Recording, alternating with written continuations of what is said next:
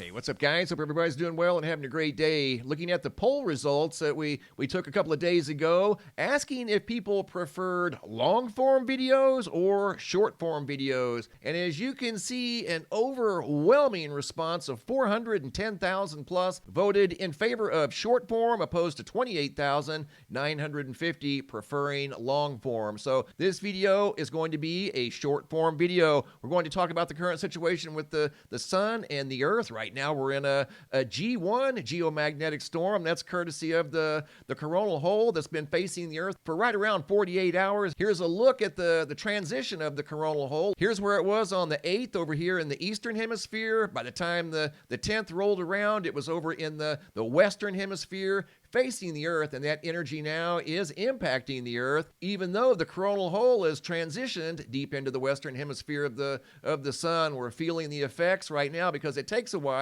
for the streams of high-speed solar wind to reach the earth. We did see a solar flare, CME, this morning. At first I thought it was an M-class solar flare, but it turned out to be a C9 solar flare, a strong C9 solar flare that did produce a CME, and here is that CME right after a rogue comet made impact with the sun. There's the CME following the C9 solar flare. There it is in slow motion. I zoomed in. That's on the SOHO LASCO C3. That energy is earthbound. Looking at the Parker solar spiral, it takes a few hours for them to calculate whether or not a CME is headed towards the earth or not. Here's the most recent calculations looking at the Parker solar spiral. Here we go. We're going to go in tight. The yellow dot is the sun, the green dot is the earth, and the red dot is actually the stereo ahead spacecraft. Here we go. We're going to move it and fast forward. Notice the wave of plasma right there. That's a density wave headed right towards the earth. ETA should be sometime on the 15th into the overnight hours of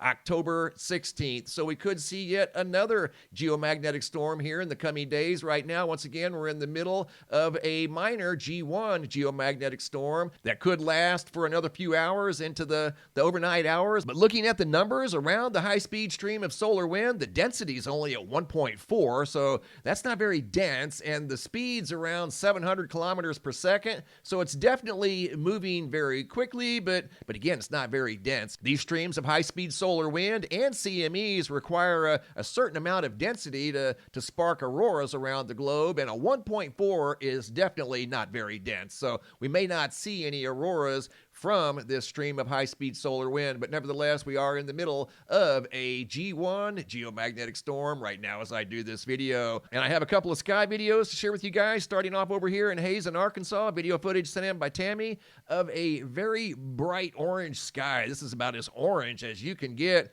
She looked up and saw this jumbo cloud in the sky spanning most of the visible sky that she could see above Hazen, and this is obviously what compelled her to take the video. The bright, very bright orange sky. We go from bright orange in Arkansas to bright orange in Las Vegas, Nevada. Video footage sent in by Rachel G, who also looked up and saw an overwhelming presence of bright orange in the evening sky above Las Vegas. Thanks for the photos and videos, guys. Keep them coming. If you guys have any photos you'd like to share, you can send those to reports at MrMBB333.com. If you have any videos you'd like to share that are too large to attach to the email, come over here to the homepage of the website. Look for this red tab that says have a large video. It's a Dropbox. Drag and drop your videos into the Dropbox. Please include your first name, date, and location, and I'll take it from there. Thanks for watching. Have a super day and be safe out there.